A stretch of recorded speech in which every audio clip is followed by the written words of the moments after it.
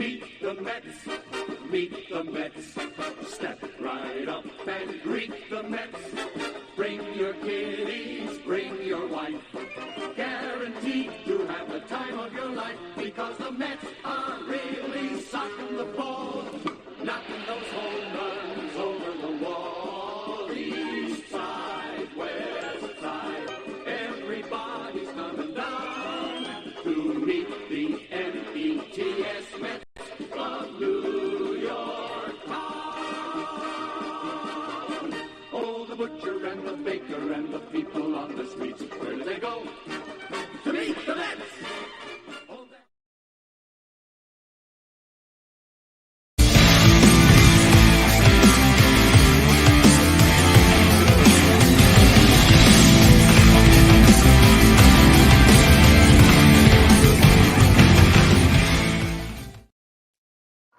What's up, Mets fans? Welcome back to another Mets Hot Stove Live with two fourths of the Mets Roundtable. We got CP New York Sports here with me, Chris, hanging out with us today on the Hot Stove. We're going to talk about our Mets. And no, we're not going to talk about the choke job of the Cowboys. I promise you that. But I want to say before I get started, congratulations to the Michigan Wolverines, national champions. I got my hoodie, so I'm happy. So I just had to bring that up really quick. But welcome again to another Hot Stove, guys. It's been a little crazy with the NFL playoffs and trying to work in any type of damn news when it comes to the Mets or baseball in general. They seem like they've been on hiatus ever since the NFL playoffs have started. But we got some news to talk about. We got some international free agents to talk about. Is Parada expendable? Marte, Snell, DH, bullpen, and of course, Chris, how you doing, buddy? Staying warm? Yeah, trying to. It's a snowy day out here in the DMV area, but I appreciate everyone tuning in on MLK Day. Happy Monday to everyone as well. We do have a lot to talk about, and it hasn't seemed like it because we haven't really gotten some Mets news here recently, but we're going to be talking about everything that you just mentioned, some international free agent signings, all that good stuff. Like I said, subscribe to the channel at CPNY Sports. Did two shorts over the weekend while I was kind of out and about, updating you all, giving a little PSA to Mets fans and these recent reports that we've seen, whether to believe them or not. It really seems like all these reporters are using the Mets as bait, as clickbait here. So we'll see soon enough as the offseason progresses, but definitely excited to be on here talking some Mets baseball again. Absolutely. And I think the snow's coming up to the north side of where I am right now. So I'll be digging out my car tomorrow. But hey, it's New York. It's the East Coast. What are you going to do, right? So, all right. So the Mets international free agents, they signed 4 top 50 international free agents in the MLB pipeline. And that's a good sign for the New York Mets. The top 4 in the top 50 international free agents was Giovanni Rodriguez, catcher, Ramel Ortiz, shortstop, Yenzi Rivas, shortstop, and Edward Lantigua, outfielder, 6th, 26th, 31st, and 41st ranked in the 50 top MLB pipeline international free agents, and they signed 20 in total. And one of those are Vladdy Miguel Guerrero, which is son of Vladimir Guerrero Sr. and brother of Vladimir Guerrero Jr. I know it's very hard to figure that out. Vladimir Jr., Sr. Listen, I think that's what Vladimir Guerrero wanted to do with his kids. I mean, there's thousands of other names he could have chosen, but we did get Vladdy signed at 16 years old. He is an infielder type outfielder.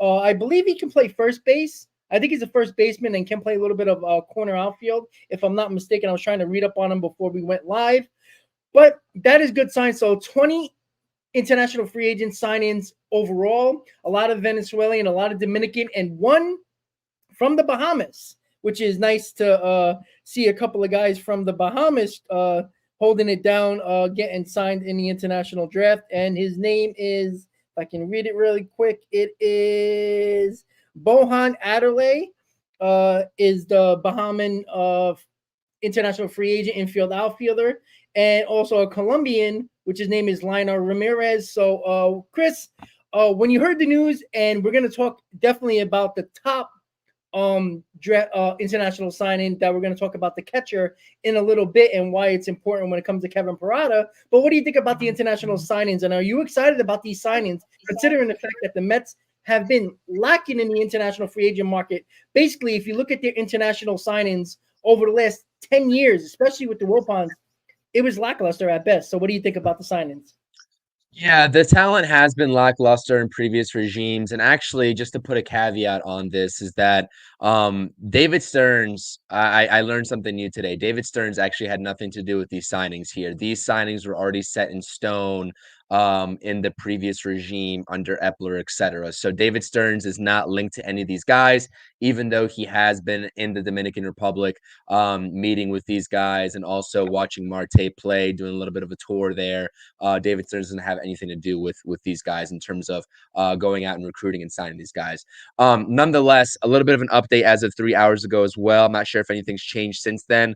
The Mets haven't officially signed Raymel Ortiz yet. The Mets have announced per their official account that they did sign obviously international free agent players, but Raymel Ortiz has not officially been signed as of right now, from what I know. But they did sign Giovanni Rodriguez, number 6 in the top 50 catcher, Giovanni Rodriguez. And like I said, the age class of all these guys, 16 to 17 years old, on the younger side of things, especially given that they haven't played a lick of baseball in the minor league system yet with the Mets. But so it's sort of hard to sort of predict what's going to happen to our pipeline that's already set in stone right now within the organization, taking into consideration these guys are going to be joining here shortly. But I do agree with you, like you said, in terms of the Kevin Parada notion. Like we've known for a long time now that of the 10, top 10 Mets prospects in the system, Kevin Parada has been consistently a name that has been floated out amongst Mets beat reporters and amongst the Mets fan base in general, that is expendable, especially given that Francisco Alvarez is presumably here to stay long term as the Mets' future franchise catcher, right? Coming off of a pretty strong season power-wise. The average dipped a little bit for Francisco Alvarez, but nonetheless, we all know what he's capable of. And not only offensively, but defensively, he showed that he is capable of being that long-term catching solution for the New York Mets, a catching position that has been very lackluster for a long time for the New York Mets. So Francisco Alvarez is here to save the day. But like I said, having a guy like Giovanni Rodriguez being one of those premier talents, like we said, top 10 of the top 50, coming over to the Mets organization provides a lot of flexibility. And I think that we all know as Mets fans that the Mets have an excess of talent in the infield, whether it's shortstop, and they've also signed a couple of shortstops as well there within the top 50. I think Raymel Ortiz is one of those that hasn't officially signed yet, so we'll kind of update you all on that when that comes in. But whether it's the shortstops or whether it's now the catchers, the Mets are going to have to flip some prospects in the near future, right? Now, a lot of people are talking about, well, Giovanni Rodriguez is only 16, 17 years old. There's no possible way that the Mets can predict his future and have him be a reason why Kevin Parada exits the organization. Well, even if the Mets didn't sign Giovanni Rodriguez, I really do think that if a team came calling for Kevin Parada in a trade for a solidified major league player, whether it's this offseason or next offseason, the New York Mets are in no position to say no. So I definitely agree with you. This just reinforces the idea that Kevin Parada might be expendable right behind Francisco Alvarez, who's here to stay. So I'm excited about the international free agent class. I hope the talent is a little bit more solidified than years past. Last year, the Mets signed 27 international free agents compared to this year's 20. But we all know it's quality over quantity when it comes to these classes, these international free agent classes. So hopefully the Mets hit the nail on the head with all these guys, and I can't wait to see what happens with these guys' future in the Mets system. Yeah, absolutely. And like you said, it's quality over quantity sometimes. And using that international pool money smartly is the important aspect of it too. Not just using that international pool money to get more international free agents. You want to get the right free agents and what might fit your system. And again, this is not David Stearns, players here. They were signed early, or at least had agreements with a lot of these international free agents. So again, we don't know if Stearns likes these guys. We don't know that, but we do know one thing. This one catcher, I was reading up on him. He is very, very ahead of his years when it comes to his defensive metrics that I was looking at. And again, so young, so it's hard to really look into that and say, it's going to be good or bad because, Francisco Alvarez was supposed to be a bad catcher. So you really don't know. But what we do know is that even when the Mets drafted Kevin Parada, the best catcher coming out of the draft 2 years ago, I said to everybody, I'm like, this is a perfect scenario. And I thought, maybe Alvarez, who wasn't up yet, is the one that's going to be expendable because Kevin Parada was supposed to be well above his years. A college guy that was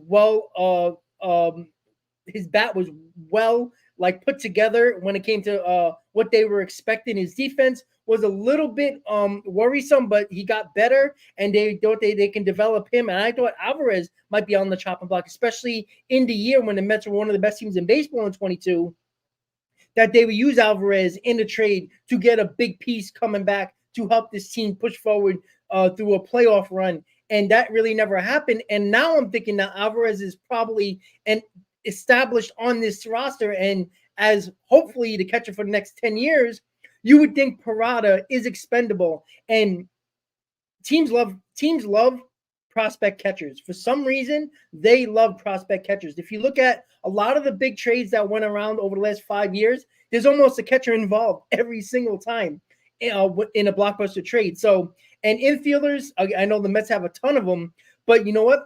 That's good because a lot of the time, teams like those infield prospects, especially the top infield prospects. So it's going to be very interesting to see what the Mets do. I don't expect Parada to be moved this offseason, but if it comes down where the Mets are in contention at the deadline and they're in or close to a playoff spot, you can use Parada to get a piece back on this team. And I'm not saying a bullpen piece. I'm talking about a bat, a starting rotation on whatever the Mets might need at the deadline.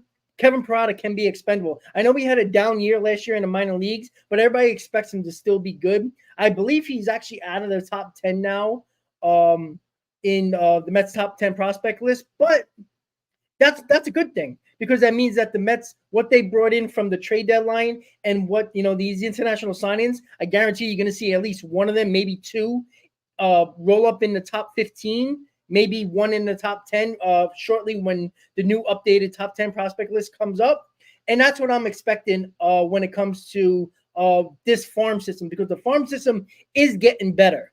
And it's just getting better by day.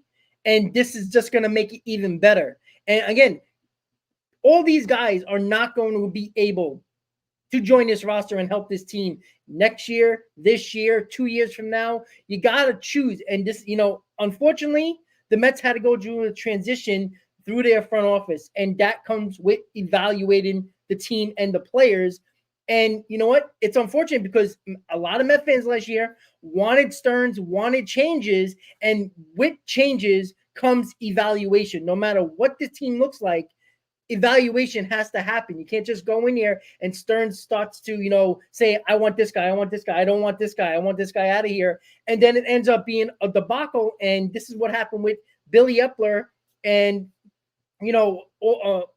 Brody when it came to the GM situation. You had Brody, Sandy, and then Epler, and they didn't like the guys that they brought in. So what did they do? They started changing, moving parts, and then you keep on having regime changes, and you're going to have different evaluations, different players that are going to be moved, and you see what happens when that happens. There's influx of changes and there's no stability. And I think what Stearns is trying to do here is evaluate the right players in the farm, the right players on this roster, and then, pull the trigger when he feels the time is right. So Parada is expendable? Yeah, I would think so in the right move. Now, the Marlins are looking like they're going to be doing a fire sale. If Stearns is looking and saying, hey, let's see what we can get. Maybe a Luis Ariz, he would be perfect for this Mets team. Putting him in, I don't think that can happen. But hey, you never know. They're not paying him, so he's expendable. Heard about Luzardo, maybe Cabrera as well in their rotation. So maybe Parada is expendable. We know the Marlins like Beatty as well. You can package Parada and Beatty maybe for a big-time blockbuster trade going back to the Marlins and get a couple, maybe a pitcher and maybe Ariz. Who knows when it comes to what Stearns is thinking here. But when it comes to Kevin Parada, you're 100% right. I think he is expendable. So I think we can both agree with that in the aspect. Yeah, buddy, I'm sorry. No, yeah, you're good. I completely agree with you. I think that it's something, whether we had these international free agent signings or not, that was going to happen by default anyways. But I think something that I think I see a comment here from my guy Dan Bartels here. If you don't know who Dan is, make sure you go check him out on X and Instagram. I did a True Mets Talk live with him last week. Make sure you go check that out on my channel as well. Definitely knows he's talking about here. He was saying it's weird to see Yency Rivas get a higher pick and 450,000 less than Edward Lantigua, who is number 41. Both are shortstops. Do you think it's a long-term Lindor replacement? And like I said, first of all, I want to check that. Is Lantigua an outfielder or a shortstop? I could have sworn he was an outfielder, but Yeah, good. I'll look for it. But regardless, though, we're talking about kids that are 16 to 17 years old right now coming into the system. And we're talking about guys that are 5 to 6, maybe even 7 years away from the actual, from the major leagues. And same thing happened with Ronnie Mauricio, right? I mean, he got signed at 16 years old, had a couple $1 million signing bonus, right? If I remember correctly. And we haven't seen him, we didn't see him all the way until the latter part of 2023. So we can never project accurately when these kids are going to come up. So it would be hard for me to say that he's a Francisco Lindor replacement, but the discrepancy between the signing bonuses here is something of note too, from 31 to 41, which is interesting catch by Dan here. So I just want to shout that comment out. And thank you for tuning into the podcast as well. But yeah, that's why I said, like, it's really hard to project these kids in terms of what they're going to be and who the replacements are going to be. Like, I'm not confident in anybody being Francisco Lindor's shortstop replacement right now when we still have about, 7 to 8 years of him left on the team, which creates even further sort of turmoil in terms of having an excess of infielders and shortstops in the system. We talk about Jet Williams, Luis Angel, and their capabilities up the middle, Colin Houck. The list goes on and on and on.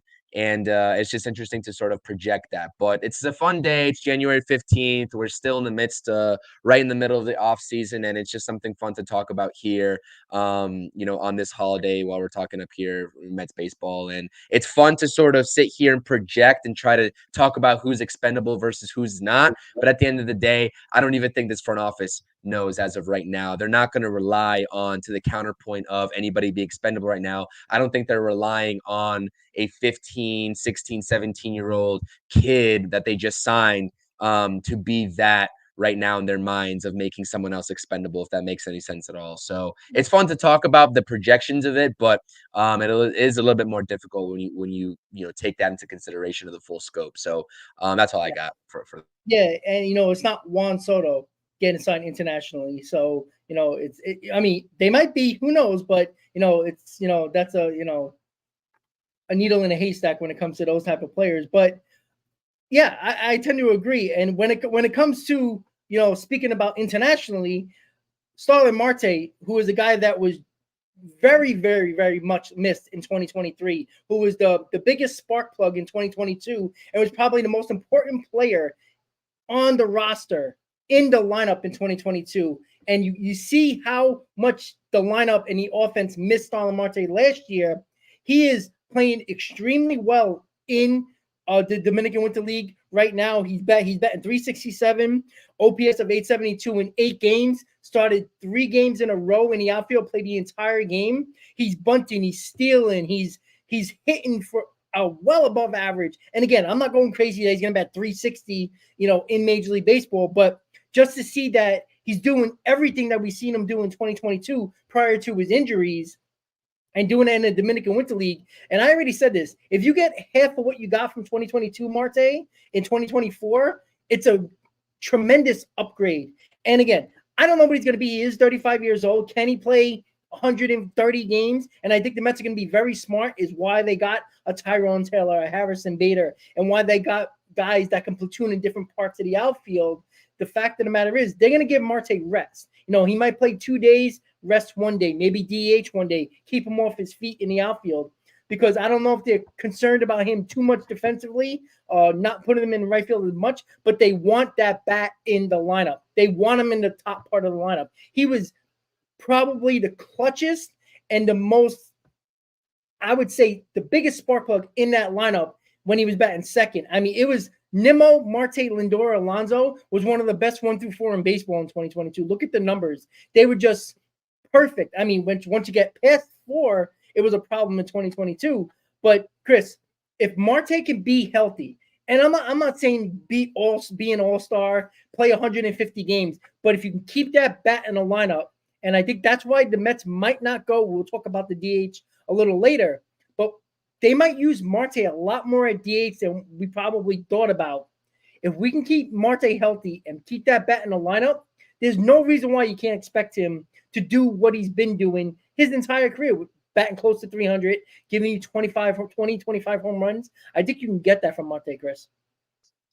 Yeah, I think so too. Like I said, I mean, he could be the DH possibly on days that he needs off because we saw him in 2023 out there in right field. It just looked like he wasn't right. I mean, it just looks like some plays, he wasn't getting to those balls that he was getting in 2022. And it was just an obvious discrepancy in terms of his health between 2022 and 2023. Listen, when Marte is, at his best, at his peak, you can probably get upwards of 20 home runs from him. You can probably get a couple of that with the stolen base threat. Like you can get good production out of him, but we can't expect that full throttle 2022 type Marte to just magically reappear in 2024. So like you said, a fraction of 2022 would be even better for this lineup in terms of how they're actually projected, in terms of their success in 2024.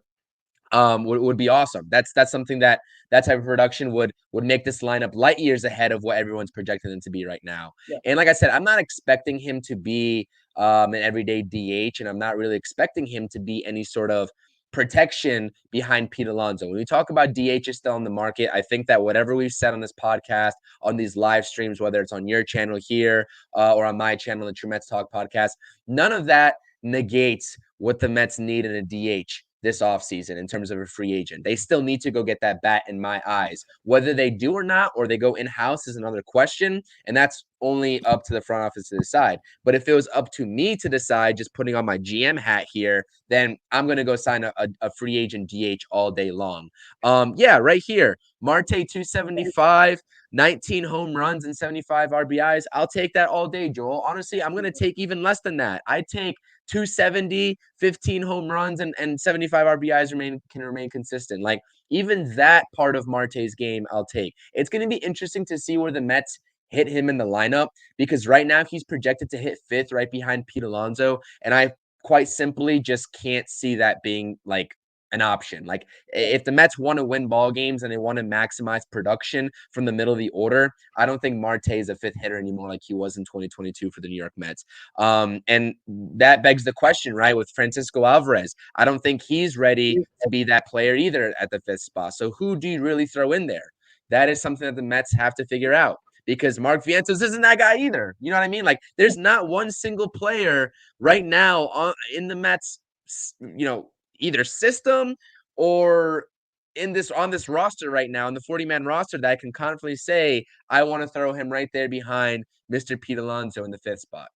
Like, that's feasible anyway. That's realistic. You know what I mean? Yeah. So yeah, absolutely. And see, that's the problem. This team has been missing a 5-hitter. Now, they're hoping it's Alvarez, but you can't throw Alvarez there. Look, he hit 25 home runs last year, but he batted 209. So that means he didn't put the bat on the ball a lot. When he did, he connected. Now, he got better later in the season, a little bit more contact, but you can't have a hitter bat 209 batting 5th behind Pete Alonso, because even though Alvarez is a home run threat, they rather face Alvarez over Pete Alonso. So Pete Alonso is not going to get exactly a lot to hit. You need a guy, and again, I wish Marte would be the 5th hitter, only because I know that he can be a 300 hitter, and I would rather have a guy that's batting 280 behind Pete Alonso than a guy that can just hit home runs and not have a high average. I think that is a little bit more worrisome for a pitcher. But I think Marte's, they're going to put him back in the tool. But then again, Carlos Mendoza with these new analytics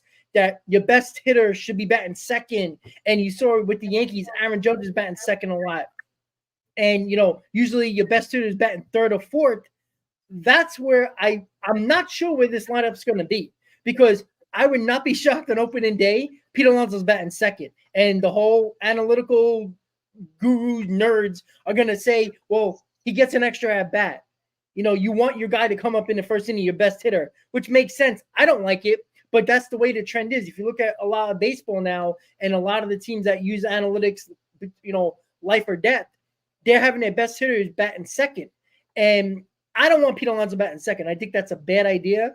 But what are you gonna do, Chris? And if you do that, now you do have options. I was just thinking about it. Maybe it's not such a bad idea, considering the fact that now you can bat Lindor third. You can have somebody else clean up, maybe an Alvarez or a Marte with Nimmo leading off. You got a lot of different options there. So I don't know if the new analytics and kind of the Yankee thought process with Mendoza and the analytics team and Stearns is another one. If you look at the Brewers lineups, their best hitters were bunched up at the top of the order, early part of the top of the order. And that's what I worry about because, it could be a good thing, could be a bad thing. I guess you have to play it out to see. But if it doesn't work, I don't see, they don't change much past the analytics if it's not working. They continue to do the same thing, Chris. This is something that I have an issue with in terms of the Mets lineup as it currently stands. This is what I have an issue with. And listen, I understand the Mets offense looked decent in 2022 when they won 101 games, and we saw it falter there in the wild card series against better pitching with the San Diego Padres, right? The way the Mets lineup is set up right now is trying to mimic a 2.0 2022 Mets lineup with this small ball, right? You have your home run hitters in Francisco Lindor and Pete Alonso in the middle of the lineup, and then who are you going to surround them with? A Starling Marte, a Jeff McNeil, a Brandon Nimmo, who we've seen power go up, but we'll see if that remains consistent or not. Like, I get that small ball still definitely should be a part of the game, and I get that the pitch counts and driving pitch counts up should definitely still be something that they focus on, right? Because I think they got away from it a little bit in 2023. But I want to see this lineup start to get to a point where they don't need to rely on that small ball. They don't need to rely on hitting ground balls in the hole. I want to see line drives in the gaps and line drives over the fence. I know that's such a cliche thing to say, but I do think the Mets lineup outside of a Francisco Lindor and a Pete Alonso has been lacking that power that we've so desperately needed, especially when we go up against teams like the Braves or the Dodgers, etc. You know what I mean? Even the Phillies, they hit the home run ball at a nice clip too with Schwarber, Harper, Castellanos, the whole 9 yards there, right? So I think that's something that I want to see the Mets get more toward. And like I said, I know that you have Nimmo aiming to be a little bit more of a power hitter. And we'll see with the presence of Drew Gilbert coming up through the ranks. We'll see if Nimmo's approach remains the same in terms of trying to be that power hitter, presumably with more of a line drive hitter coming up in Drew Gilbert. Not to say that Drew Gilbert can't put the ball over the fence, because he certainly can, but he's more gap to gap and an occasional home run than he is home run heavy, right? So another guy like Vientos, I'm not questioning whether Vientos can hit 20 to 25 home runs for this team, but I'm not relying on it, right? We haven't seen it yet, and we just don't know. We don't want to rely on that. So we talk about guys like, let's just say Nimmo gets back to his 2022 self.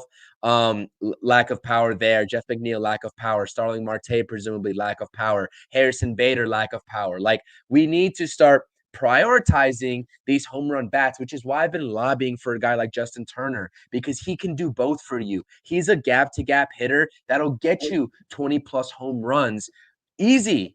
In my mind, easy.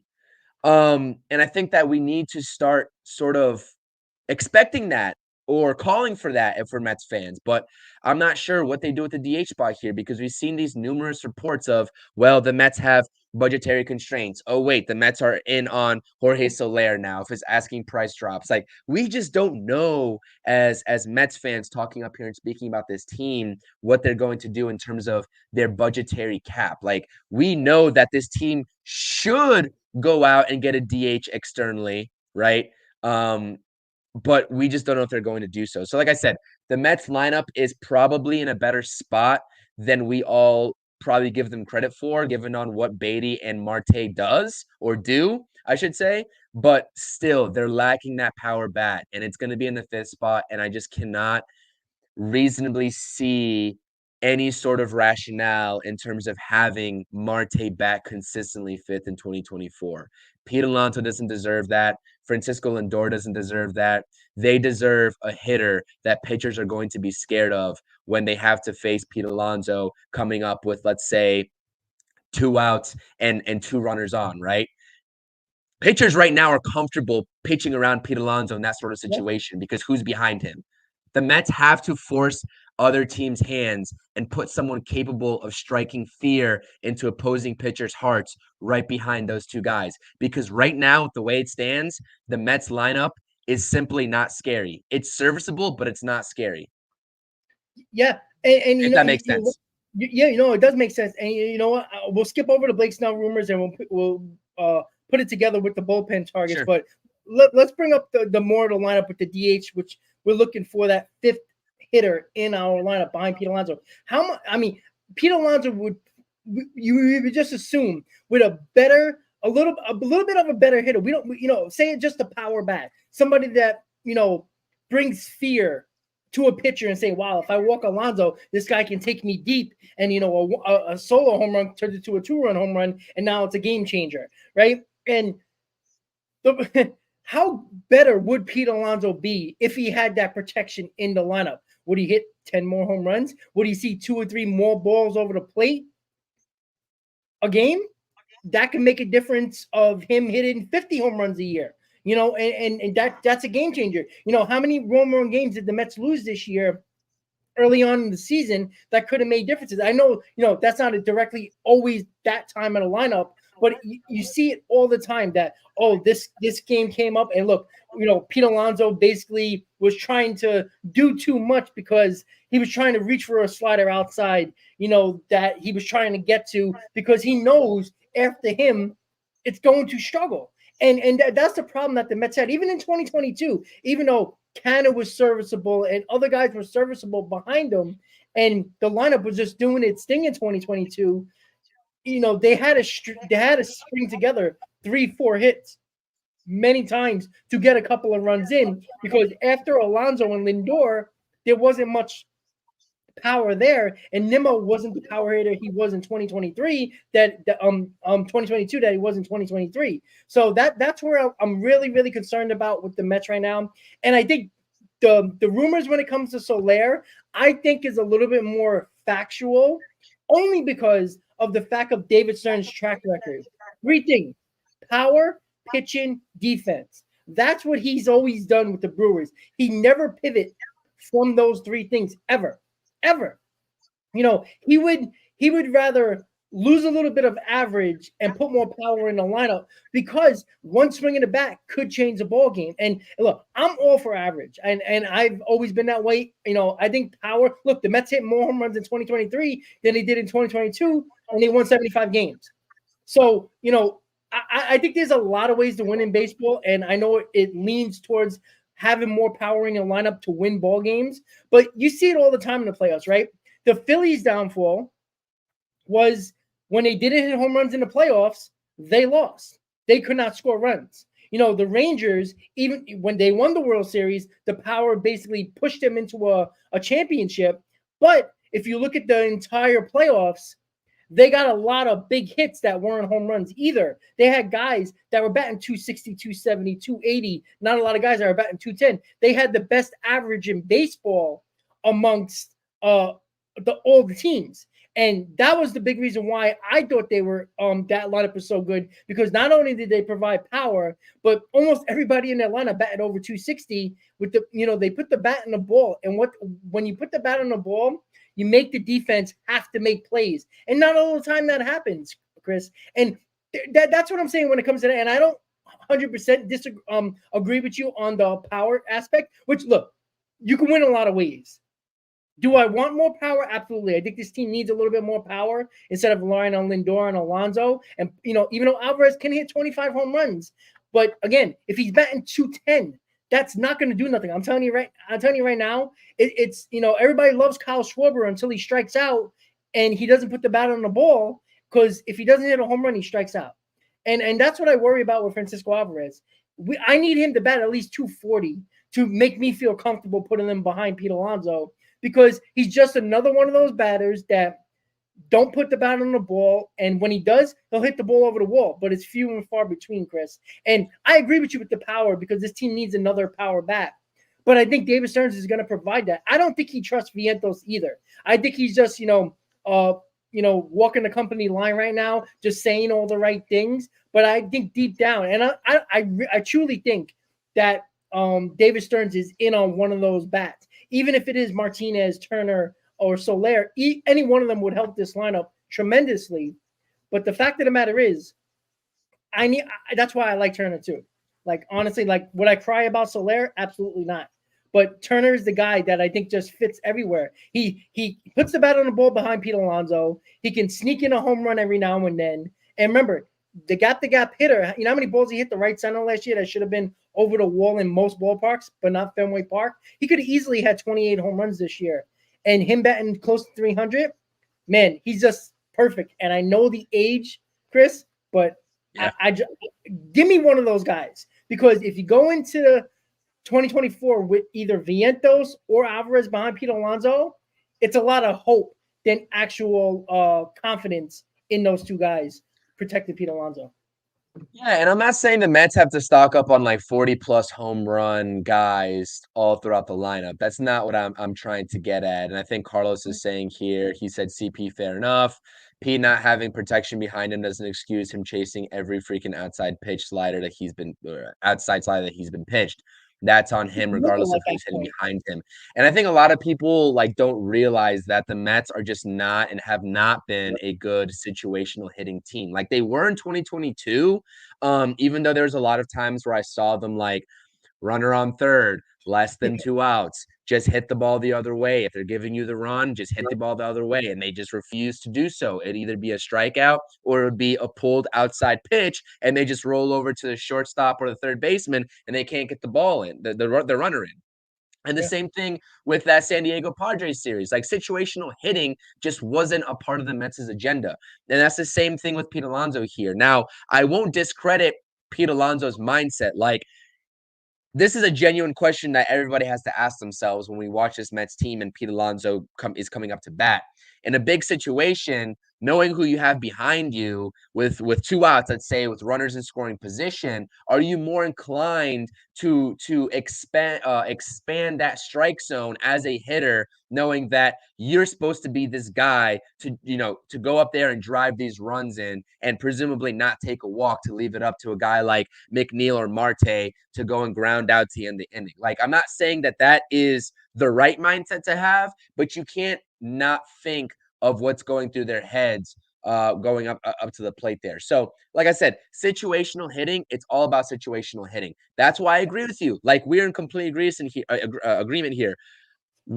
What does Justin Turner do well? Well, he hits the ball at a high percentage rate in terms of the average, right? He's a gap-to-gap line drive hitter. But what does he also do well? He also can hit the ball over the fence. Listen, if Pete Alonso hit 35 home runs or even 30 home runs and he sacrificed 10 home runs on the season to hit 270, 280, I'd take that all day long. I'd make that trade all day long. I'd take that difference in average and mitigate those 10 home runs, because over the longevity or over the course of those differences in averages, you're going to get a lot more run production than any of those home runs will get you anyways. I completely agree with that. So that's why I'm advocating a guy like Justin Turner to be added to this squad instead of waiting for Mark Vientos, who's known to be a high strikeout hitter with a high strikeout percentage, even though he can put the ball over the fence at a great clip.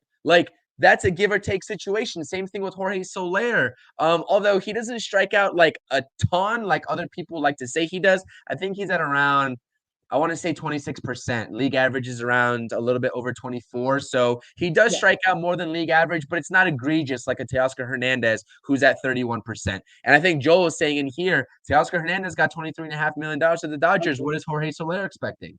You know what I mean? So it's something where we have to take into consideration what the budget is for the New York Mets. If there's any sort of budget, we can pretty much guarantee that they're going in-house, because this team, from the pitching perspective, which I know we'll get into the Blake Snell rumors here in just a second, needs if they need another starter, if they don't need another starter, that's definitely your own opinion, because I think they could definitely benefit from another starter. But let's just say they're done with the starters. They definitely need another bullpen piece or two. So when you take into consideration all these reports that we've been seeing, there's so much conflicting reports out here. It's not even funny. But like I said, you cannot leave it up to Mark Vientos or DJ Stewart to bat behind Pete Alonso, or even Starling Marte for that matter. I'm going to sit here and say that 20 times, and I can say even maybe 20 more times so everyone gets that through their head. Like Mark Vientos, it's going to be great to see what he has over the course of 162, and I'm not opposed to getting young players their opportunity and their advantageous at bats, because we need to see that out of Mark Vientos. But honestly, personally speaking, if you've been listening to any sort of Mets talk from me on my channel, whether it's up here on the Hot Stove Live or the Interstate Mets Report or my own podcast that I do, I've basically told everybody from the start, I'm not convinced that Mark Vientos is the right fit for the New York Mets in general. Like defensively or offensively. I don't think that he's part of the larger scale plan that the Mets have. So is it worth it to get to see what he has if he's eventually going to be traded down the line? This is obviously, like, presumably speaking, I don't have any facts to support this, but from my point of view, with everybody coming up, having a solidified position on this team, and Mark Vientos not having that, he's a little bit more expendable than a guy like whoever's coming up, Jet Williams, Acuna, Gilbert, all those guys, even Mauricio, because Mauricio proved that he can go out there and play second base at an efficient rate. Like, we've seen that. We haven't seen Mark Vientos thrive in any position, maybe besides maybe some backup first base. So, like I said, maybe the Mets truly do. Maybe David Stearns really does go in-house, and because this is a true bridge year and they don't want to go after a Jorge Soler on a 2-year deal, or JD Martinez on a 2-year deal, or they don't want to take at bats away from Vientos because maybe, just maybe, he might be the future DH of this team. Like, this is a lot of maybes we're talking about here, right? And I think us as fans don't like to talk in the maybe category. We like to talk objectively. This guy, XYZ, whoever it is, makes the team better than XYZ that's in-house. And that's just a simple fact of, if you're talking about DH for this team, that's the situation that we have on our hands right now. Yeah, and I agree. I agree with the fact that, I don't believe Vientos is that guy either. And Vientos is not a Stearns type of player. Like, he doesn't like those type of players. He doesn't like non-versatile players at all. Like, you can't do, again, this is why Vogelback is not back. This is why, guys who are very one-dimensional, if you look at everybody on this roster so far, every one of them is versatile, minus Alvarez, who is the catcher, right? That, you don't expect your catcher to play 2 or 3 different positions, but everywhere on the infield, even Pete Alonso, that, you wouldn't think is versatile, but if you really check, I know it was back in the day in college, he played a little bit of third base. Like, there's aspects to Stearns's, I guess, genius, where he loves versatile players, because if you get an injury, you're not worried about, oh my God, I got to take a guy from the farm system that is probably not that good or not ready yet. A guy, hey, this guy's on the bench, he could play this. Or a guy that isn't, a guy like Marte can, move to left field, or a guy like Nimmo, who's playing left field. If Beta gets hurt, you move him back to center. There's so many different ways you can look at it here. And I think that's important to realize. And I do think I would love to be a fly on the wall right now in David Stearns' office, because I really would want to know. Because if the $10 million budget isn't true, then guess what? The Mets are going to do something. If it's in the pitching market or it's in the DH market, they're clearly going to do something. I think they're going to go get another starter, and I obviously think they're going to get at least one more bullpen on, most likely a lefty. And this is where, like, there's no one direct, like, lane they're going in, because either you're going to go somewhat all in for your lineup or somewhat all in on your pitching, either bullpen or starter. You got to choose one, because right now the pitching is in between and the lineup is in between. It's very hard to win that way, because you can't trust either one of these going into the season as of right now, the way the roster looks, Chris.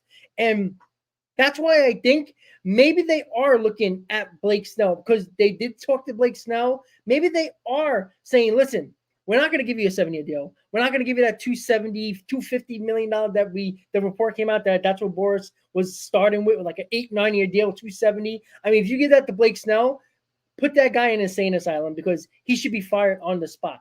You know, maybe he says, hey, listen, we'll give you a high AAV short term deal here.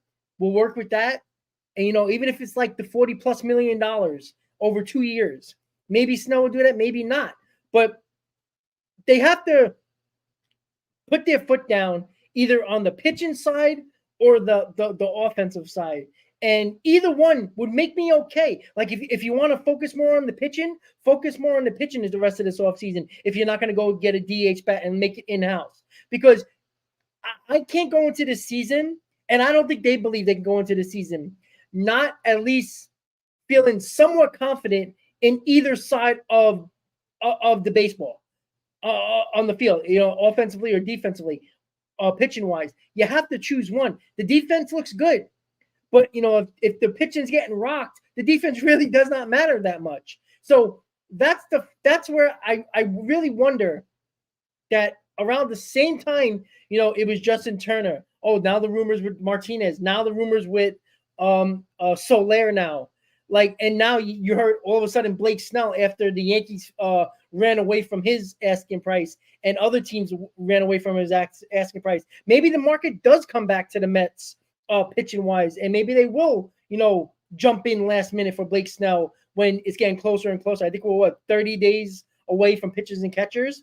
You know, we're getting closer and closer now, and these players are going to want it, especially the pitching. You know, pitchers need to get into spring training when they're supposed to get to spring training. I think that is something that I think most pitchers want.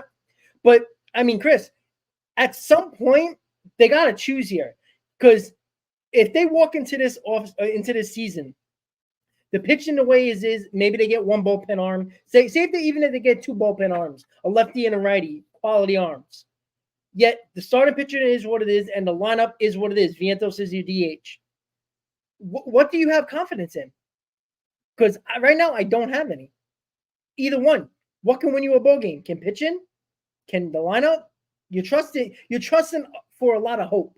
And I don't know if I'm comfortable with that. I don't know if you are.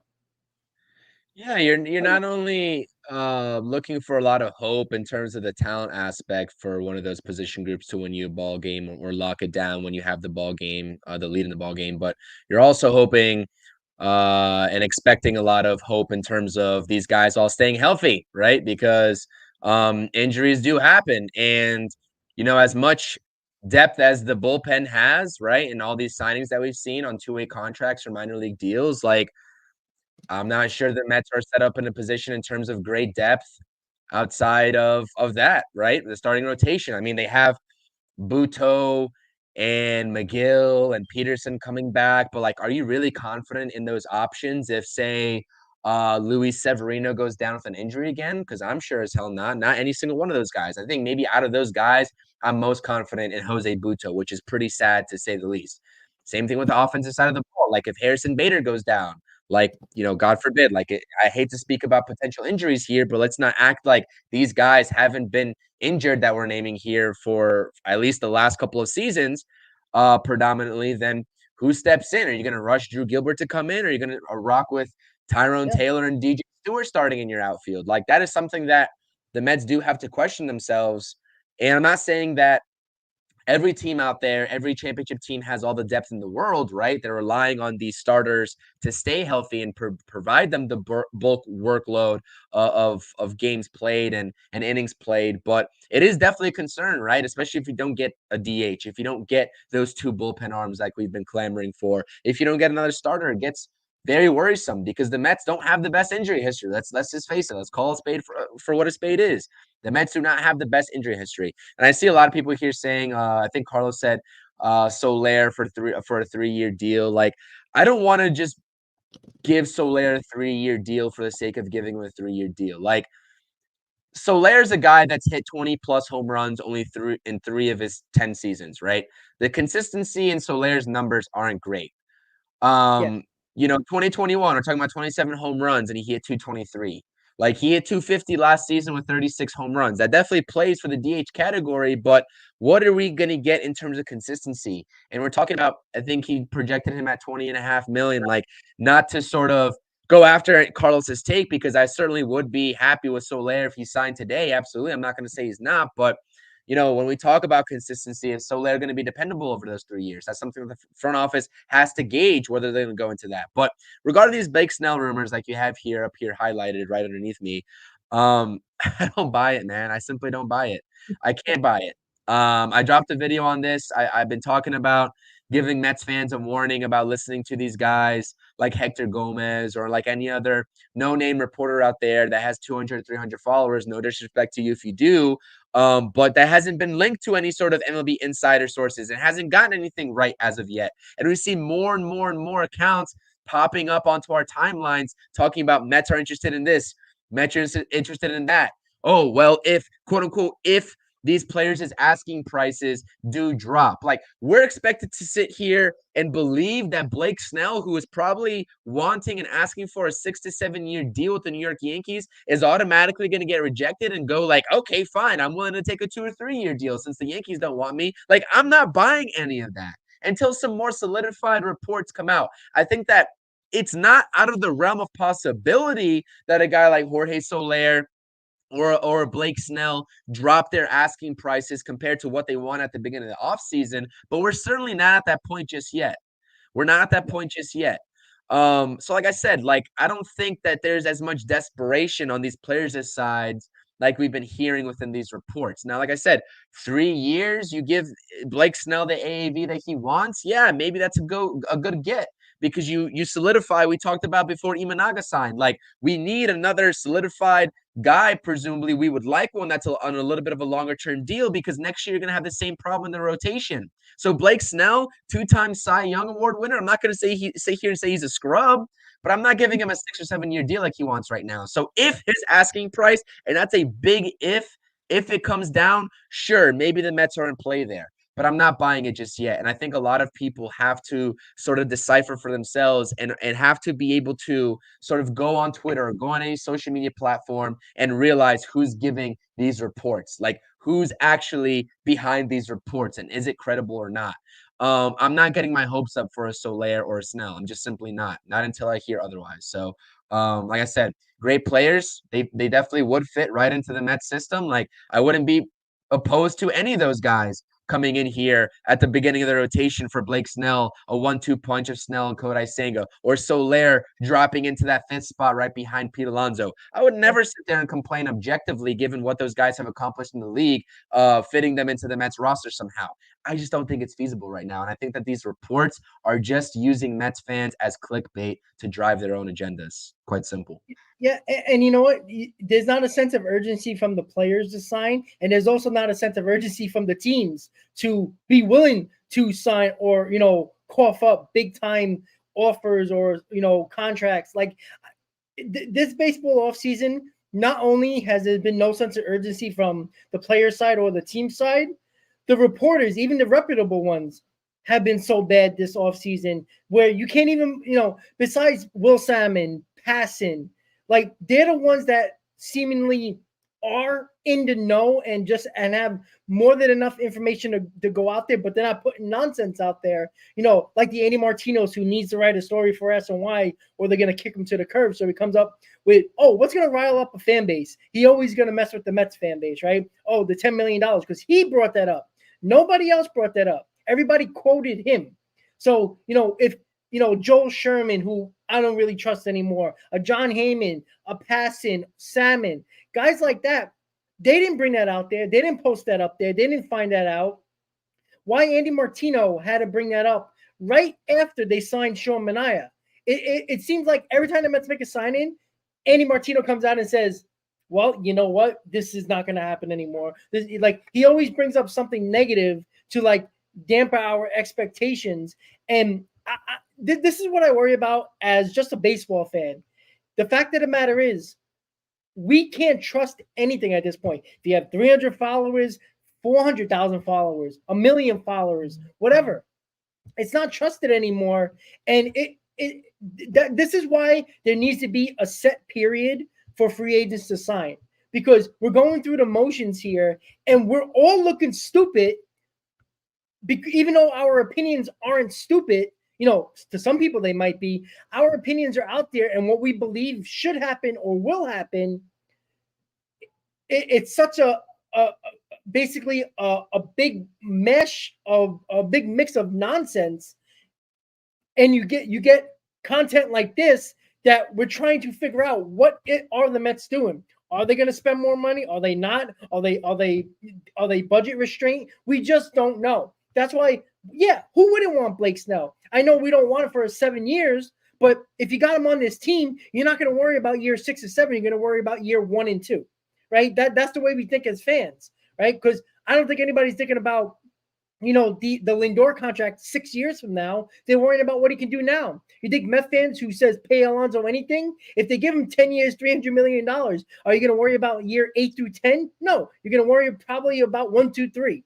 And that's where we are as fans. Not, the Dodger fans, they knew they were getting everybody. So they were just sitting back, in their comfortable Southern California homes, enjoying the weather, knowing they were going to get everybody possible because the Dodgers set up for this. Now, what Met fans hope is that if they're not doing much in this offseason, is that they're setting up like the Dodgers set up last offseason and are going to be making, splash after splash, signing big trades and going all in for 2025 and beyond. If that's their plan, I'm okay with it. But guess what? As fans, we have to get through the 2024 season first. And that's why we're talking about, Soler, Turner, Martinez. Hey, yeah, that would be nice. Snell, Montgomery, that would be nice. But what are they really doing? Yes, they might have said kind of oddly that, it's a transition year, it's a bridge year. Yeah, that's fine. But when you also raise the prices of season ticket holders, I know that I had to pay at least $800 more for my season tickets. It's a lot of money. You can't throw this roster out here and say, well, 2024, oh well, you're not the Wilpons. And that's the issue that I'm having, Chris. That's a hard sell to the fans. I completely agree with you, which is why I haven't bought into that sort of let's just throw this season away, because it's very blatant to Mets fans. And as I guess sort of irrational as we are sometimes, we're not dumb. That's what the Mets fan base isn't. I guess some people definitely behind their crazy takes have an agenda, absolutely. But at the end of the day, I think people have a firm understanding that, what type of Mets roster this is going to be at the end of the day, the way it shakes out. We can objectively call it either trash at the end of the day, and we know it's going nowhere. It could be a fringe wild card, or it could be a division winner. And I'm throwing away that last possibility because we're not winning the division with the way the first half of this offseason is shooken out. But I see a lot of people talking about, and Pastor Steven here, shout out Pastor Steve. Thank you for tuning into the live stream. And I think someone else agreed with him here. Signing Soler to a multi-year deal just means that, if he doesn't pan out and he's not consistent, the Mets can just trade him. And Pastor Steve isn't the only one that said this to me. Someone was arguing with me on my Twitter account the other day that we should go sign a Jordan Hicks before he signed, or we should go sign an Aroldis Chapman before, or he hasn't signed yet, but we should go sign all these premier bullpen pitchers, because even if the Mets don't need all of them, they can just go ahead and trade them and flip them at the deadline.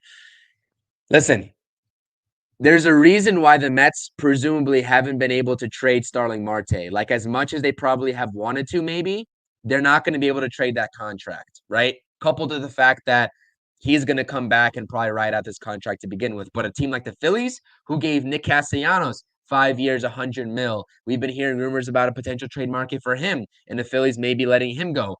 He's making $20 million a year over the next, 2-3 years? What team is going to want to have that on their payroll? We saw it with Justin Verlander, Max Scherzer. Although the $40 million a year is a little bit excessive, I get that these players are not going to be signing for $40 million a year. Steve Cohen had to take money and eat money off that contract out of his own pocket. So these players who are getting $20+ million a year, not all of these teams are able to take on that full brunt of a cap hit.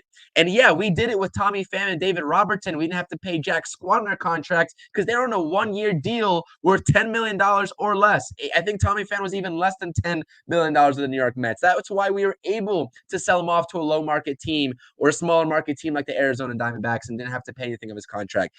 The contracts do matter. Like if you go sign Soler for 3 years, $20 million, even $21 million, and you want to flip him next season, maybe there's a more attractive DH or somebody else comes on the market, like a Juan Soto. You want to put Juan Soto at the DH spot, then that's a contract that you're gonna have a hard time moving.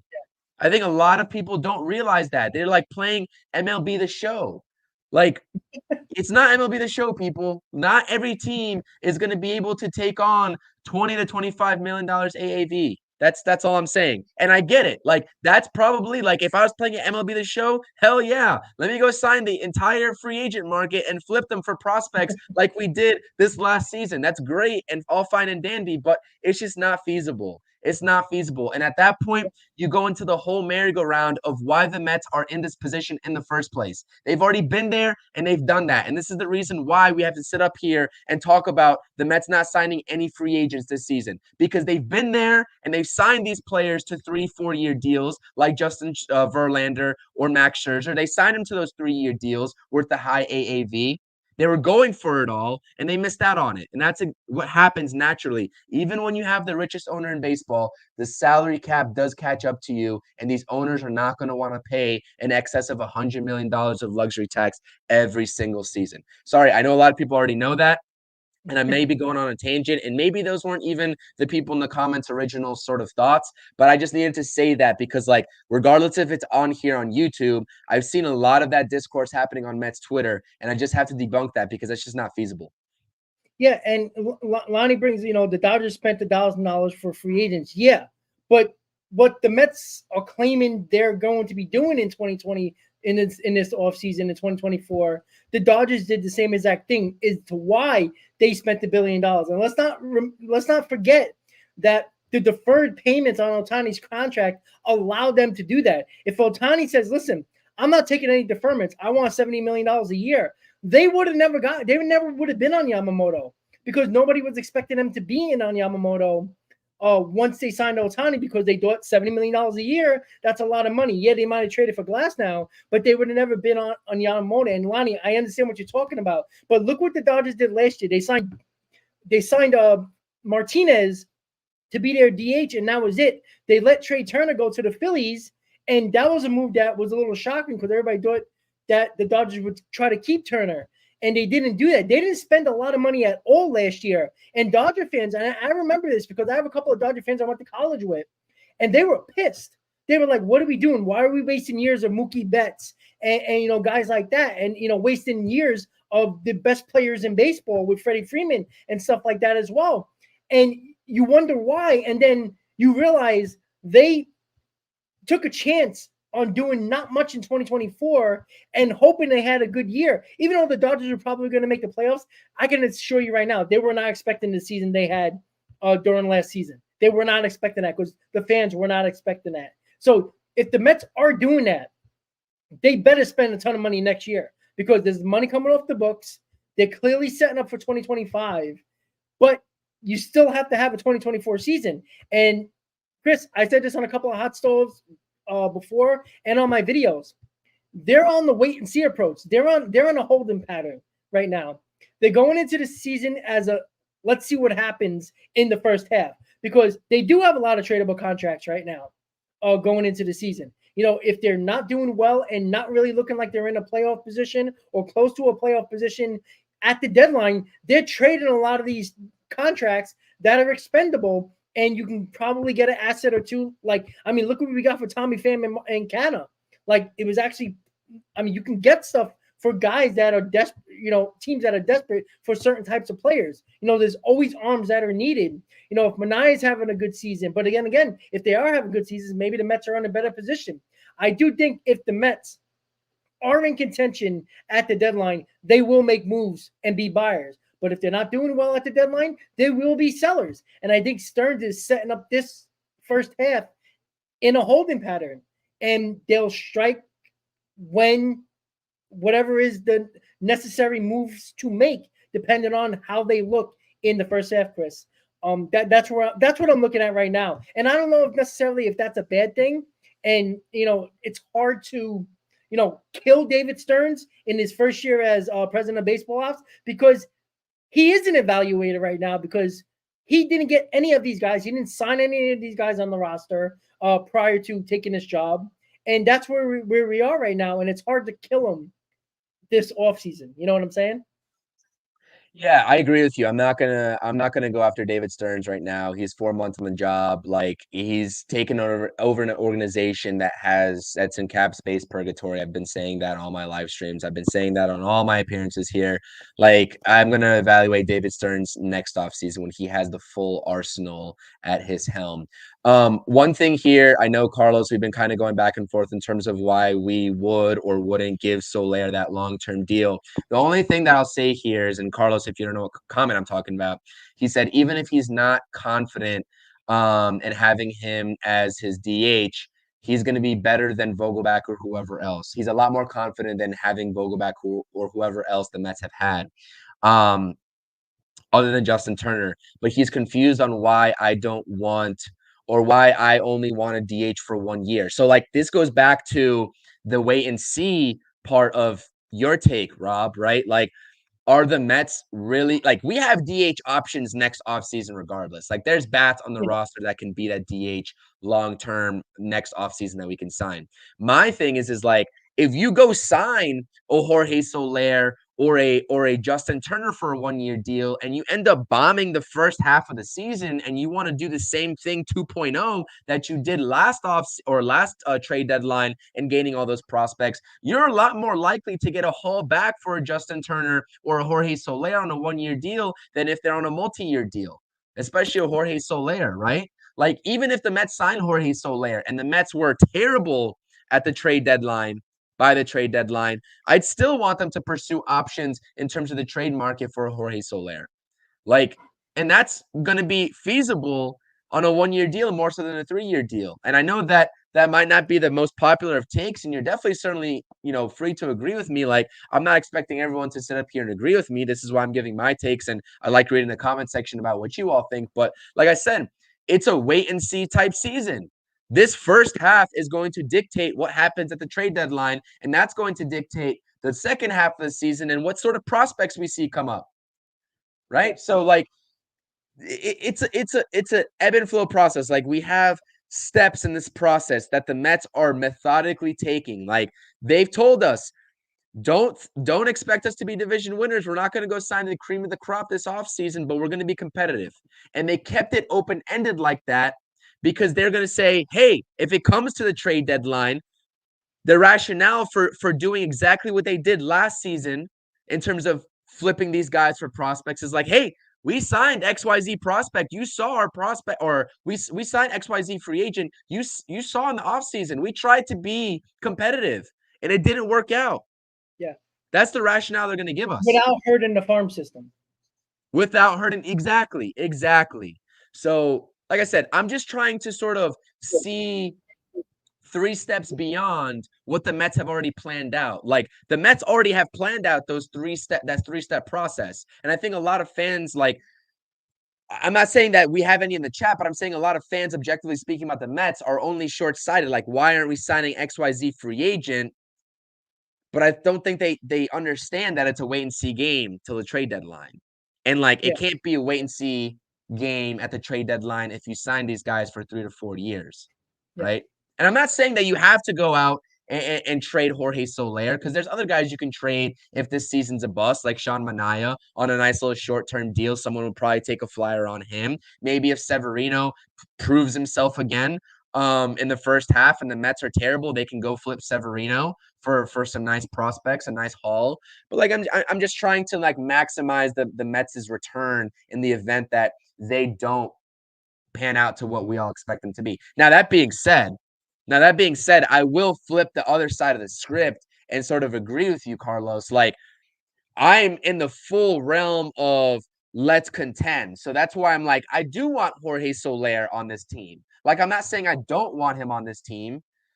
I'm just saying, like, there's 2 sides of the fence to every story of why the Mets may not want to sign Jorge Soler to that 3-year deal. Like, if it was up to me, sure, let's go give him 3 years, opt out after the second, whatever. We have a long-term DH. I'm just trying to sit here and think of why the Mets wouldn't do that. You know what I mean? Yeah, well, yeah, and that's a great point, and you know we're on the same turn, we're on the same page here when it comes to that, and the fact that it's funny because like you know we don't want to have a year like we had last year, even though there was high expectations going into last year, but by you know the end of June, you know we were doing constant weekly roundtables with nothing to talk about except bitching about this team and how much of a disaster it was. Like that's all we had to talk about. We didn't talk about oh you know that decision made in the sixth inning. Oh look at that great play. Oh that great at bat by this guy in the sixth inning or seventh inning. We weren't talking about that because the season was over. We don't want especially as content creators, you know. But as just fans, me having season tickets, I go to baseball games regardless. I go to City Field. I travel around the country every single year. I love doing it, regardless if they're good or not, because that's what I like to do. My year is based on the baseball summer. I save all my vacation for the baseball season so I can do what the hell I want during the baseball season and go to as many games home and road as possible because I love to do it. I don't want to go to games where I'm sitting there knowing that this is not a team that can make the playoffs. I don't want to do that no more. And it's hard for us now with Steve Cohen with his deep pockets wrapping our mind around that again because we didn't have to do that again after the Wilpons sold the team. And look, I was going to games, and you know, maybe I'm part of the problem because I go to games regardless of what they put on the product they put on the field because I love baseball. And you know what? We might have a miraculous season and a shocking year like 2015. Why can't the Mets do that? I mean, the Diamondbacks did. What expectations did they have? You know, maybe what Cohen says, hey, we're not going to have the expectations going into this year like we had the last two seasons. Well, yeah, but you know what? If a lot of these 1 year deals work out, guess what? It can be a very interesting summer. And we're all hoping for that. Chris, let's just finish up with the bullpen, so we can finish up the stream and you know get to our normal lives instead of complaining about this damn team again. Uh, the bullpen targets. I mean, we've been talking about this till the cows come home. We know we need a left-hander. We probably need two bullpen arms, but we're probably going to get one. So a lefty seems more likely. I put Aaron Loop um, a part of the thumbnail because I think that could be a possibility. I think he would love to come back to New York, even though he didn't have a good season last year. He had a decent season in 2022, but he wasn't what he was with the Mets for that 1 year. What do you do with the bullpen if they do anything? I think they're going to get another lefty. I mean, maybe. What do you think? Yeah, I mean, it really is hard to gauge. I've mentioned Aaron Loop countless of times over here on my side as well. I think that a reunion might be pretty decent in terms of 1 year deal. He had an abysmal year last season. Obviously, we know the historic rate, the ERA that he produced in 2021 with the New York Mets, sub 1 ERA. I'm not saying that he's going to mimic any sort of similar production. From 2021, but it is certainly a type of deal that would fit right into the category of what the Mets have been doing so far in this offseason. So you have Aaron Loop out there. Joel's saying Matt Moore, same sort of deal here with Matt Moore on the market. Maybe if it's not a lefty, they'll go another righty. David Robertson's type of guy that's going to sign a 1 year deal, probably worth less than $10 million, right? Given what he did in the second half of last season. So there's a lot of options in terms of these short-term deals, these 1 year deals that you can sort of provide this Mets bullpen in the back end, right? Now, my thing is like, I would have loved to sign. I mean, honestly, Easy, if he's in the chat, like he's been lobbying for Jordan Hicks, and I said it's not feasible. And you saw what type of contract he got from the San Francisco Giants, and I'm predicting maybe Hector Neris is going to be the same way. Even though he's a little bit up there in age, I can see Hector Neris signing a 2 to 3 year deal, which might take the Mets out of things. So, and honestly, as much as I would love Wandy Peralta on this team, I think he's also in for maybe a longer term deal with his last 3 years of sample size coming from the New York Yankees has been great. So I think he inks himself a longer term deal. So yeah, Aaron Loop, David Robertson, Matt Moore, all these guys like Brent Suter is one that I now look in hindsight on his contract, 1 year, $3 million. And I was like, David Stern's connection, $3 million, 1 year. Why wasn't he like on the Mets' radar? So, yeah, I don't know. I think that Brent Suter would have been awesome, but hindsight's always 2020. It's on to the next guy. Yeah, I mean, Emizi, I know you think Nuri sucks. It's just simply not true. He's rejuvenated his career, maybe not to the standard that you want, or maybe the fit that you want with the Mets, but I think objectively he doesn't suck. But anyways, Hicks signed with the Giants, Joel, 4 years, $44 million. Yeah, as a Yeah. starter, like they As promised a him. starter, right. I mean, I don't think that pans out. I don't think it's going to happen. Absolutely. I don't think he's going to be a starter long term and that he's going to be back in the bullpen. That's just where I'm predicting him. Fujinami, also interesting, Yuki bringing up. There's a lot of good options that you can sign to short-term deals, like still on the market. Now, is it going to be the names that everybody wanted at the beginning of the season? Probably not, right? We're probably picking from a way lesser pool here in sort of your tier even C guys at this rate.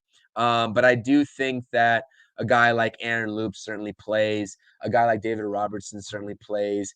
And the budgetary constraints, if those things are true, what Martina reported, I'm not saying it's a hard cap at 10 million. And I don't think that if Steve Cohen and David Stern see a guy they like are going to budget themselves to 10 million, but you got to think somewhere in that ballpark. And I think that all these guys here that we just named, are definitely somewhere that the Mets that's feasible for the New York Mets this coming off season. But I would say, like, when we talk about if it's going to be another lefty, we also have to talk about the starting rotation projection because I'm not sure what they're going to do with Joey Lucchesi at this point. For me, I thought that Joey Lucchesi personally was going to be that sixth start in the rotation because I still do think they're going with the six-man rotation. But if they don't somehow, if they trust Kodai Senga to go every fifth day, if they trust Severino to stay healthy over the course of the season and go every fifth day, then maybe you might have another lefty in Joey Lucchesi coming out of the pen. Who knows? You never know. So it remains to be seen. It all depends. Like there's a lot of factors that come into play here. As always with this Mets front office, there's not a one size sort of like answer to everything. Like if you are thinking like with blinders on either side that this is just a clear get, you can be sure that it's not because the Mets have 1,000 different factors surrounding that decision that you think is obvious to make. So I just don't know at this point. Matt Moore, Aaron Loop, David Robertson, Fujinami is a name that I like as well. But yeah, I mean, we could talk about trades here too, but I don't think that there's any sort of guys at this point that would fit the bill of an eighth inning type setup man that would come cheap for the New York Mets. So I'm not projecting that. But I think a little bit of an underrated type thing, and I'm not expecting it to happen at the beginning of the season, is does Jorge Lopez can Jeremy Hefner get Jorge Lopez back to maybe a version that we He saw was one out of the of best Baltimore? closers 2 years ago. Like that's Absolutely. something to look at. That's huge. That is huge. So I'm like, I'm not writing Jorge Lopez off. Am I confident in that right now to begin the season? No. But if we sort of progress through the season and we see that, he's coming into his own, maybe a little bit of of his former self in Baltimore, absolutely he can be that guy for the eighth inning for the New York Mets. And maybe the Mets are projecting that.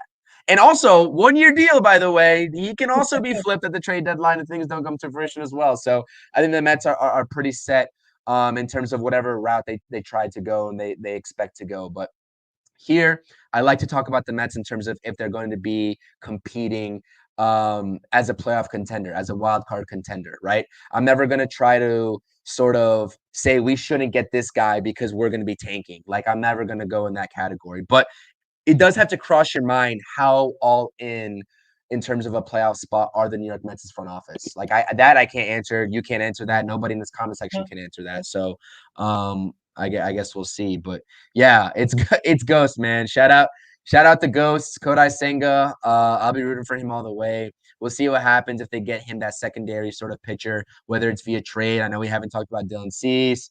We haven't talked about my guy Freddie Peralta. We haven't talked about Jesus Luzardo and how that might impact a Brett Beatty. We talked about all of that on 2 Mets Hot Stove Lives ago, I believe it was, when we got into that with Nelson. So a lot of factors, like I said. And yes, MEZ, I understand that Jeremy Hefner is an overrated pitching coach, presumably. And I don't have any strong feelings towards this, but he has survived multiple regimes for a reason, right? So we can see that they value him for some reason, and that other teams were willing to trade for him. They also valued, those external teams valued him for a reason too. So I don't know what the infatuation is. Maybe that's not for me to know. Maybe that's not for us to know. But there is some sort of infatuation and tie to Jeremy Hefner with this Mets organization that maybe we can't see from the surface level.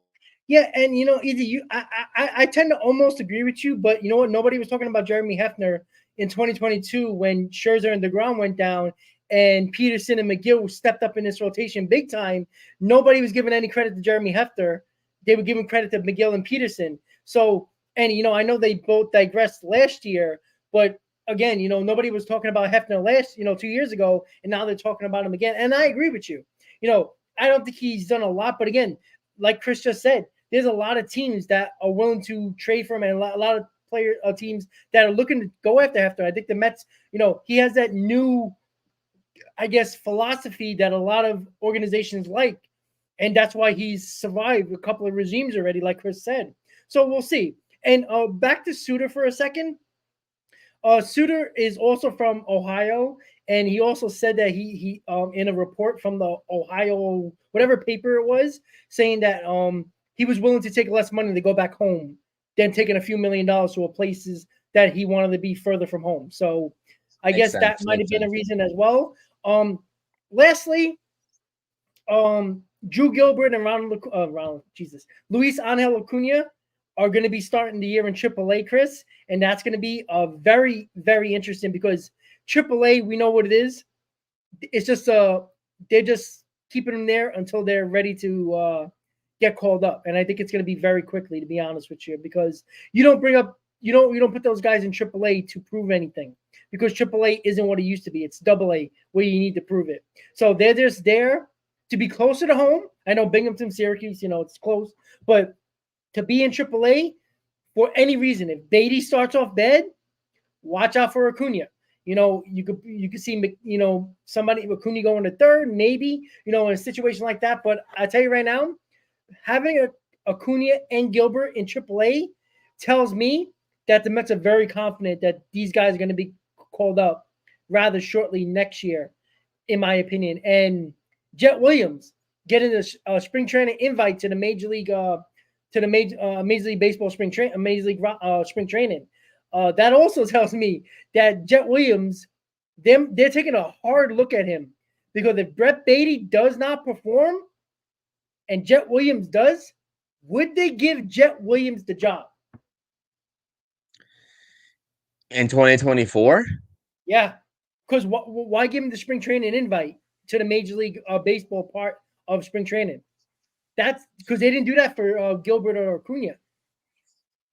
They've also done that with Alex Ramirez for a couple seasons too, though, right? Haven't they?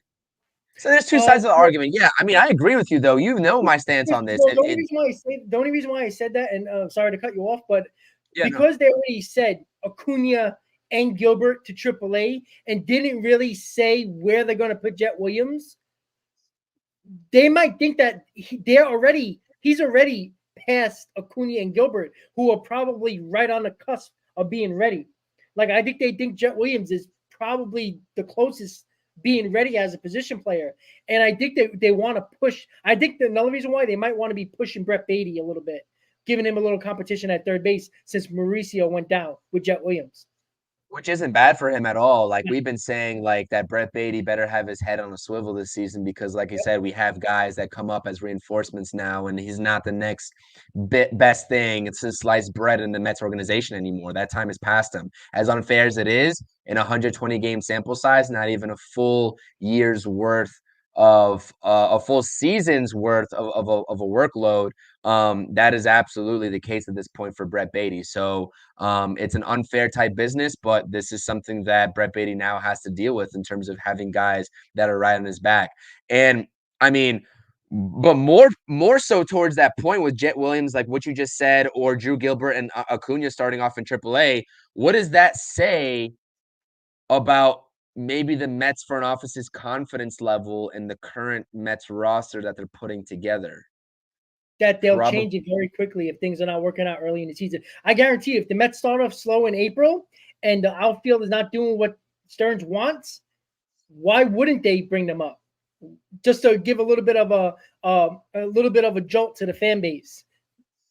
Why Yeah, not? and I think we're starting to see a new era of how the Mets play in these minor league prospects, right? Like honestly, we've been accustomed to these prospects sitting down and rotting in the minor leagues for quite some time.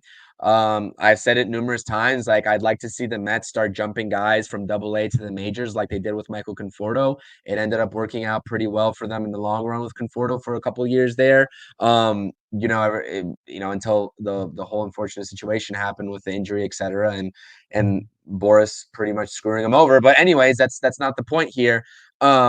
Yeah, I agree with you. It's something where the Mets, I think David Stearns is going to take a little bit more of an aggressive approach with these guys.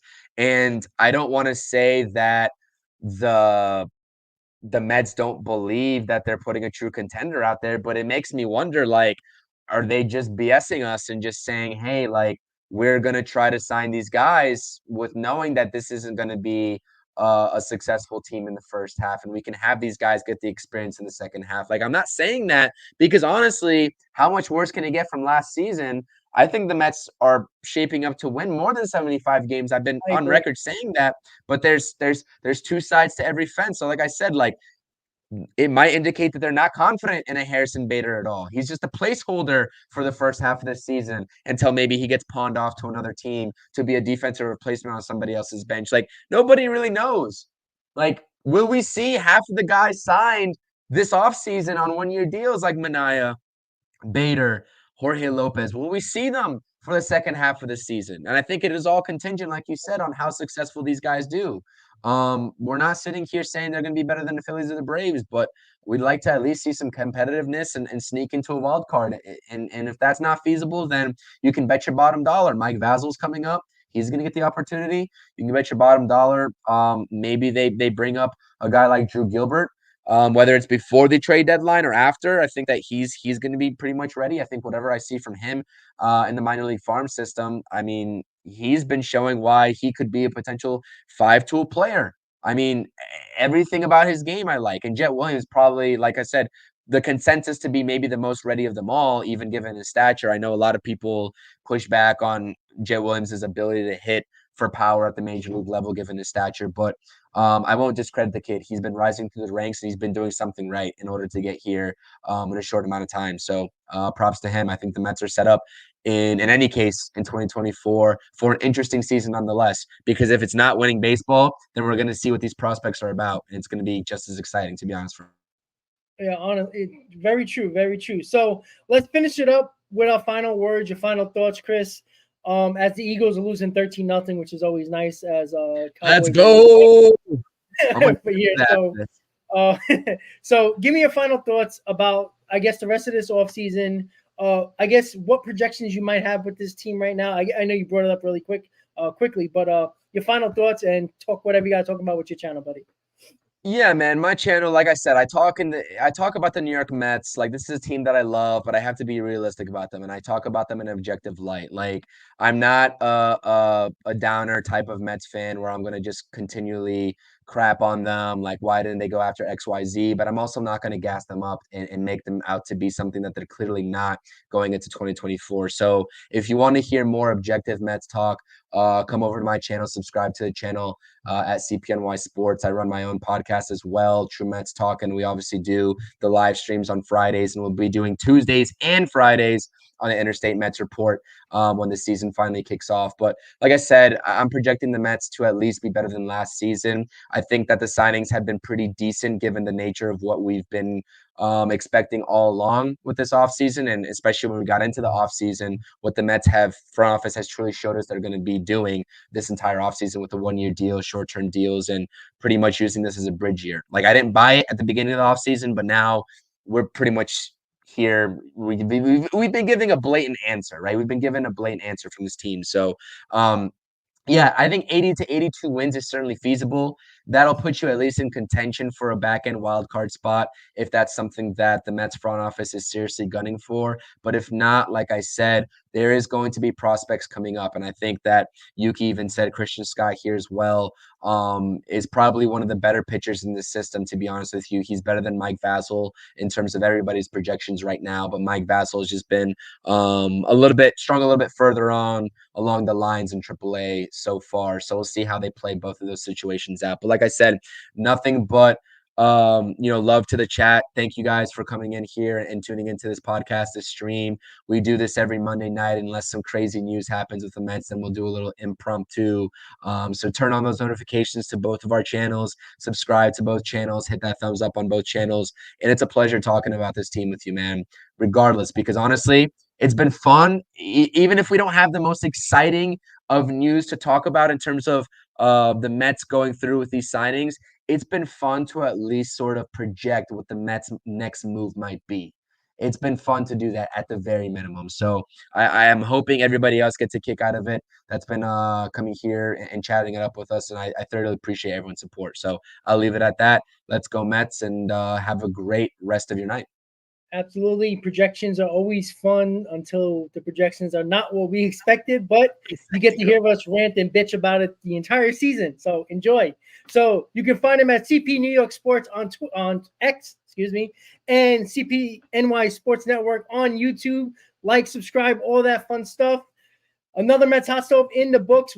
Sooner or later, we'll get the whole Roundtable Crew together. It's, with the holidays and all this craziness going around, the weather has been bad. I know Hayden's going back to school as well, so it's a lot of moving parts here. But we will be back together at some point. But we always do appreciate you checking all our channels out and hanging out with us on Mets Hot Stove. So once again, another Hot Stove in the books. Have a great night, guys. As always, Mets fans, let's go Mets. Chris, it's always a pleasure. Good night to the chat. Let's go Mets. See you next time, guys. Good night. Let's go Mets.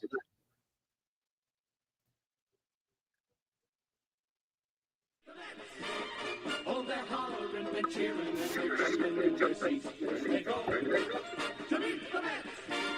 All the fans are true to the orange and blue.